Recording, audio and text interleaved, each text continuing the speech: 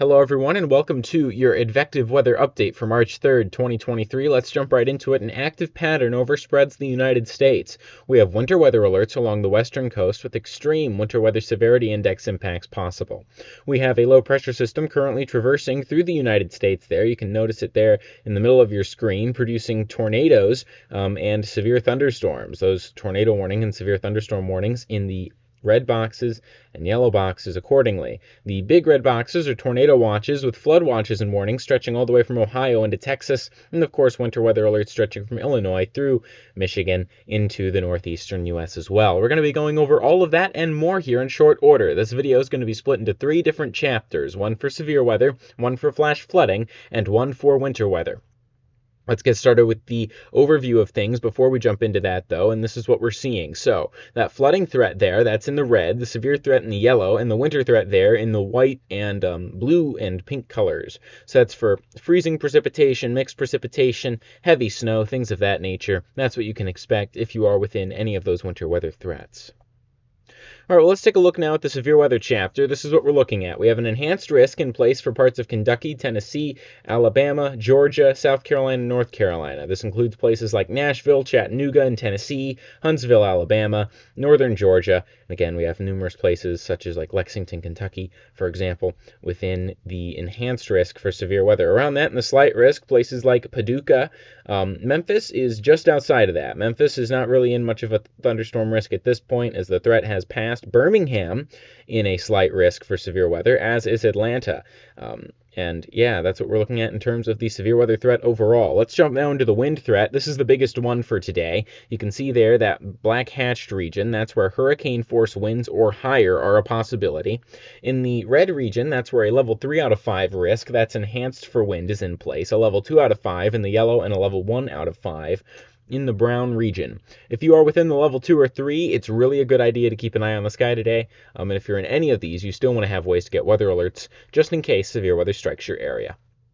Let's talk about the tornado threat. This is the second highest threat, still level 3 out of 5 over a smaller corridor. In that hatched region, that yellow hatched region, that's where that level 3 out of 5 is. And the hatched region indicates that strong tornadoes, that being EF2 or higher, are a possibility there. Then we have our level 2 out of 5 in the brown and the level 1 out of 5 in the green. We only have a level 1 out of 5 for hail, but that doesn't mean that the hail threat is 0. If you're within the region here, this brown region, you still need to be on the lookout for large hail. That's over quarter-sized, 1 inch in diameter, being a possibility in your area, and you should be preparing accordingly as storms approach. Let's take a look now at a weather model that kind of shows what's going to be happening here. This starts as of noon Central, 1 o'clock Eastern, and moves through all the way until 7 a.m. Eastern. You'll notice here as we head into the overnight hours how storms begin to fizzle out pretty quickly, but storms are pretty strong as we head into the mid and late day today. So in places there in that enhanced risk, it's time to watch out for severe weather as this could really present itself as a problem. Let's time this out. This is going to traverse through Kentucky and Tennessee, and you'll notice that it moves all the way through there. That's by about 4 or 5 o'clock Central, 6 o'clock Eastern. Those storms moving into North Carolina, and they start fizzling out around 9 p.m. Eastern time. But up until then, there's a real possibility that severe storms end up being an issue here. So you want to make sure that you're staying weather aware, that you know what you're doing, and that you have multiple ways to get weather alerts. All right, well, what can you do if you are in a thunderstorm situation? Well, these can escalate quickly, so set up ways to get weather alerts. Make sure that if a storm is in your area, especially if it's severe, that you get inside a sturdy building. You stay away from windows once indoors, and if a building isn't nearby, you can get inside a vehicle in a severe thunderstorm warning. However, if you are in a tornado warning, mobile homes, vehicles, they aren't going to do it today, as these tornadoes could be stronger, so you want to get into a sturdy shelter, and again, lowest level of a sturdy building in an interior room. That's the recommendation if you are in a tornado warning. All right, well, what if you aren't in the risk today, or you are, and you want to make a more robust plan for next time? You can go to ready.gov/make-a-plan or weather.gov/tornado to figure out how you can be safe during severe weather season. We'll also be coming out with an educational video in regards to severe weather relatively soon, telling you how you can be prepared not only for this season, but for the ones to come.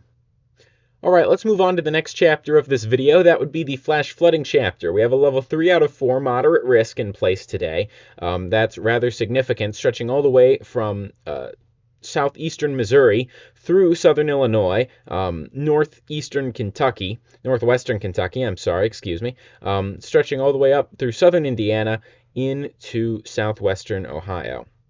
So that's what we're looking at there, that moderate risk. So that includes places like Paducah and Indianapolis. We then have that slight risk, which includes places like Dayton and Columbus in Ohio. We also have, as we move south, numerous places in Kentucky included within this. Lexington, I believe, is pretty close. And then places like Memphis, Nashville, Chattanooga, Huntsville, Alabama, all within the marginal risk for flash flooding. All right, well, let's take a look at why that is. We have a moderate risk because there's a large corridor of 1 inch or higher precipitation totals expected all the way from around the St. Louis region, south to near Jonesboro, Arkansas, stretching all the way up through Indianapolis. And there could be over 2 inches of rain there over that swath in red, and that's pretty coincident with the moderate risk that's currently in place.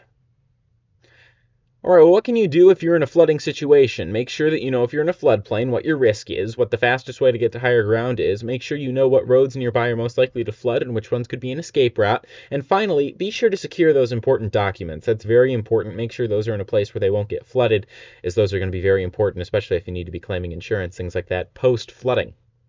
All right, well, what can you do? Here is another thing you can do. You can take these 3 steps if in a flash flood warning. You want to get to higher ground. You don't want to drive into water, so flooded roadways, that doesn't work.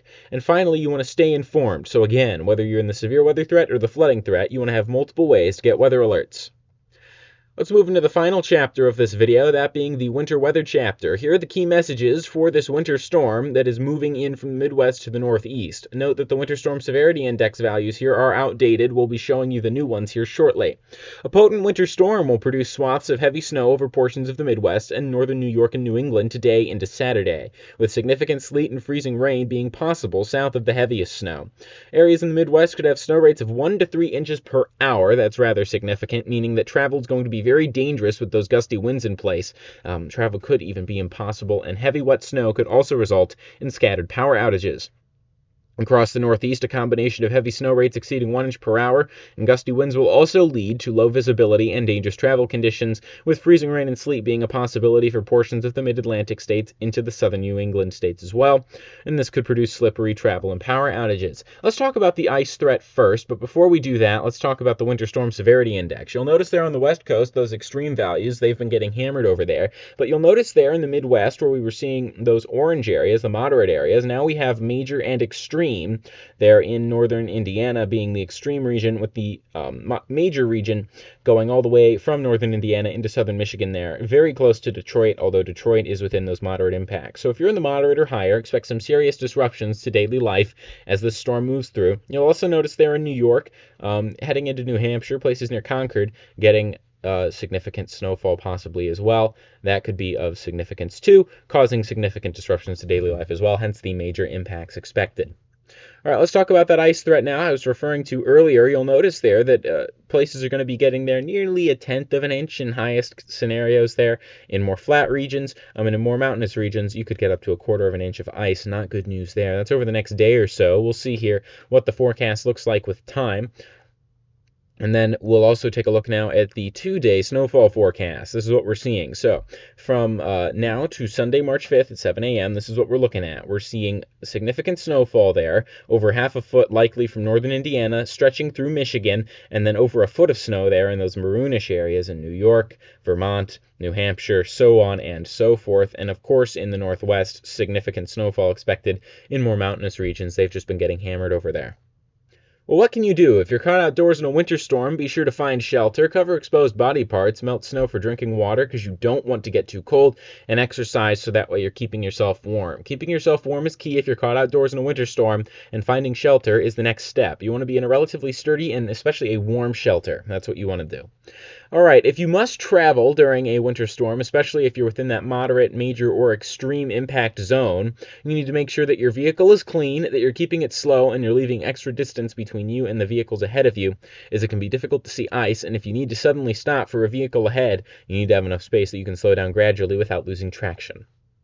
Well, with that being said, thank you so much for watching. We hope this video was useful. If you liked it, hit the like button down below. If you want to see more content like this, be sure to subscribe to the channel. You can also join our Discord server, link in the description, so you can chat all things weather with myself, the rest of our team, and you can also engage in some of our community events that we'll have coming up soon. Thanks again for watching. We'll see you next time.